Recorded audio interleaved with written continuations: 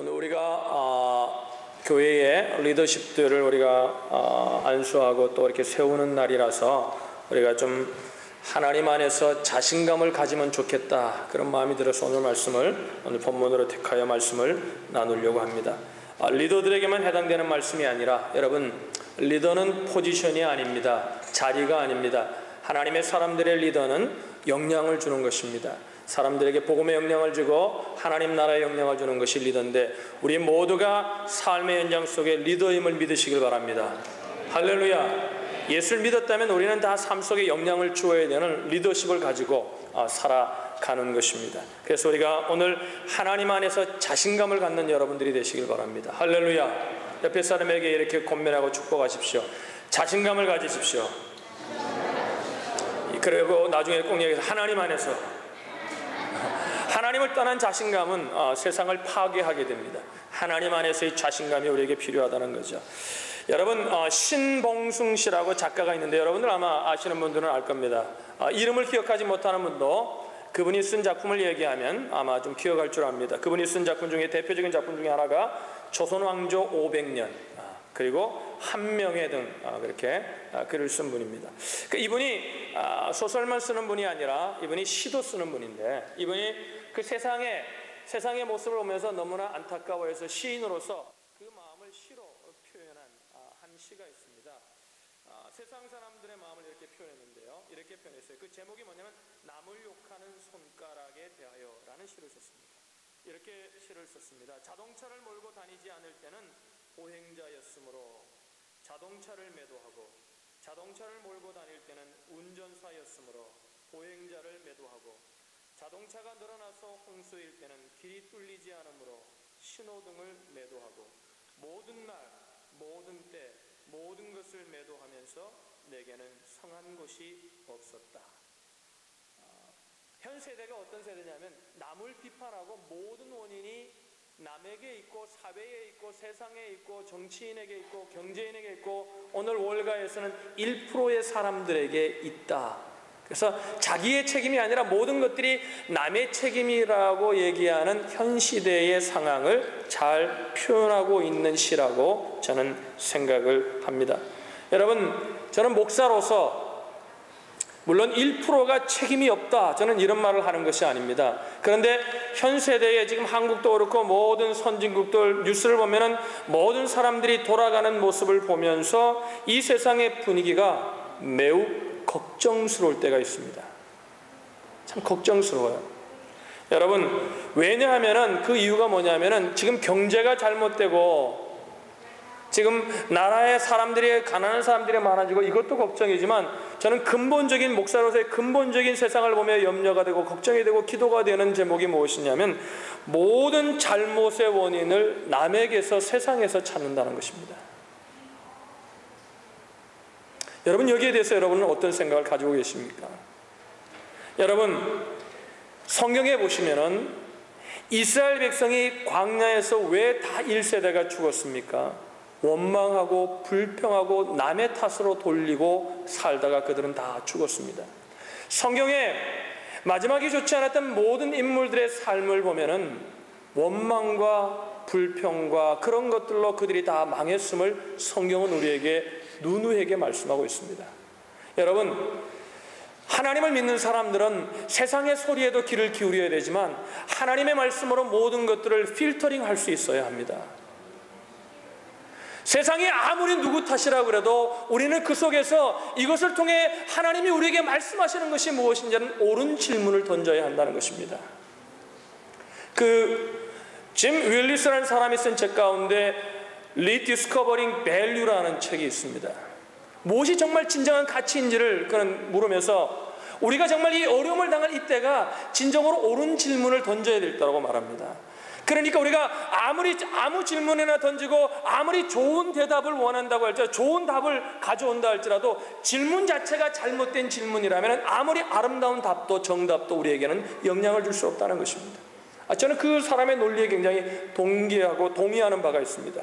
여러분, 우리는 우리의 삶 속에서 만날 때마다, 어떤 일이 생길 때마다 우리는 늘 옳은 질문을 던지며 살아야 합니다.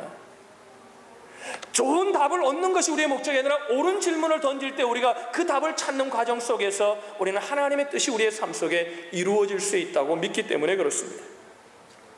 여러분, 우리가 원망하다가 불평하다가 세상 사람들처럼 그렇게 살다가 죽어야 되겠습니까? 아닙니다. 우리는 하나님의 뜻을 이루게 이 땅에 옴을 믿으시길 바랍니다.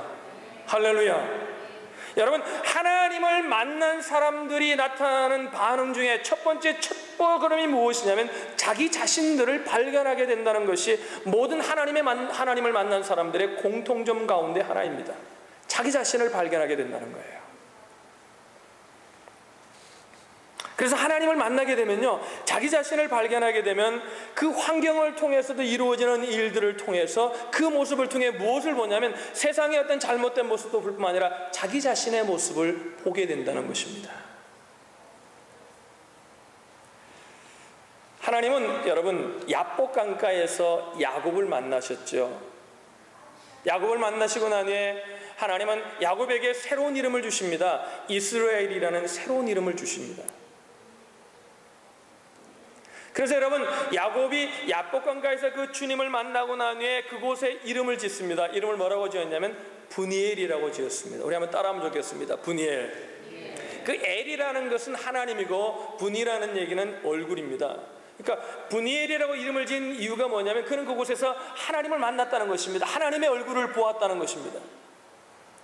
그래서 우리는 거기까지 생각을 합니다. 그 성경을 보면서, 그 장면을 보면서 야곱이 하나님을 보았구나, 하나님을 만났구나, 그것으로 우리는 끝날 때가 있습니다. 그런데 여러분, 그 다음에 그 하나님을 만나고 나니 야곱의 모습을 쭉 살피면서 우리가 야곱의 모습을 연구하면서 깨닫는 것이 무엇인지 압니까?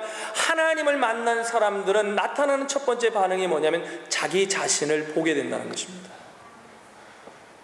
야곱은 야복강가의 사건 이후에 그는 자기 자신을 보기 시작합니다. 그래서 하나님이 너의 이름이 무엇이냐고 물을 때 야곱이라고 말할 수 있게 됩니다.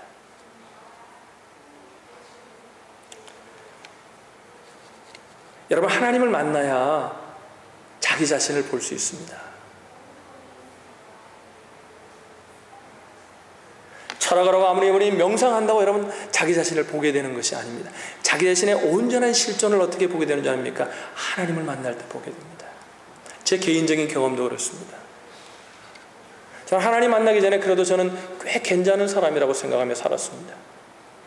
여러분 보기엔 별 것 같아도 제가 괜찮은 사람이라고 생각하고 살았습니다. 모든 사람들이, 모든 친구들이, 모든 나를 아는 사람들이 저를 좋아해 주었고 저는 사랑받을 만한 자격이 있다고 생각했습니다. 근데 주님을 만나고 나니 제가 그처럼 울었던 이유가 무엇이냐면 제 실존의 모습을 보게 하셨던 것입니다. 더러운 것들 속에 섞여 있을 때는 그것이 더러운 것임을 모릅니다. 다 그러니 여러분, 지저분하게 사는 거지들의 삶을 보면서 그들은 깨끗한 게 무엇인지 잘 모릅니다. 근데 정말 깨끗한 곳에 갔을 때에 자기 자신의 모습을, 거울을 보면서 자기 자신의 더러운 모습을 보게 됩니다. 하나님을 보게 될 때 자기 자신을 보게 되더라는 것입니다. 여러분, 겸손한 분들, 정말 그 사람에게 보이기 위한 겸손이 아니라 하나님을 만나가지고 겸손한 분들 여러분 아마 만나보셨을 것입니다. 그들이 왜 겸손한 줄 압니까? 자기 자신의 모습을 보았기에 겸손할 수밖에 없는 겁니다. 겸손하고 싶어서 겸손하는 게 아니에요. 겸손할 수밖에 없는 거예요. 내가 아무것도 아니라는 사실을 깨닫는 거예요. 참된 리더십은 어디서 오는 줄 아십니까? 자기 자신의 모습을 깨달을 때 오는 것입니다.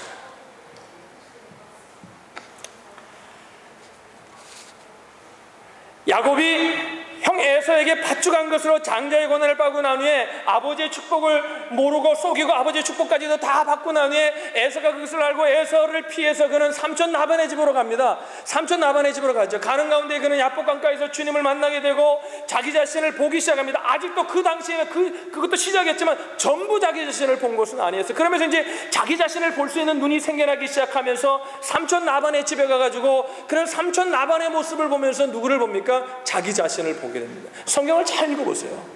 라반이 가가지고 라반의 집에 갔더니 뭐예요? 삼촌 라반은 야곱보다도 한 수 위입니다. 여러분, 속임을 당하되, 야곱이 늘 속임에 살았는데 속임을 당하되 결혼을 속임을 당하는 사람은 별로 많지 않습니다.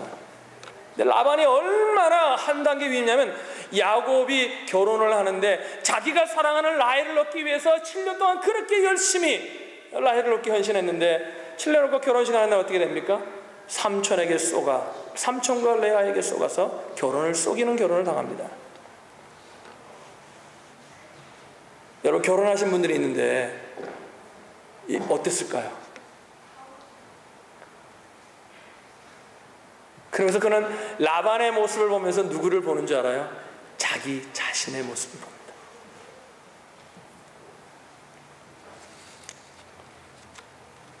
야곱은 속이는 사람입니다. 그런데 보면요, 야곱이 속인 것보다 더 많은 속임을 받습니다. 삼촌에게도 속임을 받고요, 아내에게도 속임을 받고요, 자식에게도 속임 당해요. 그죠? 여러분, 자식에게는 어떻게 속임을 당합니까? 성경에 보면은 요셉의 형제들이 야곱의 사랑을, 아버지의 사랑을 독차지하니까 미워가지고 그 형제를 요셉을 팔아버리죠. 팔아버리는데 그 형제들이 어떻게 합니까? 요셉의 옷에다가 수염소의 피를 묻혀가지고 와서 어떻게 돼요? 요셉이 짐승에게 물려 찢겨서 죽은 것처럼 자식에게 속임을 당합니다.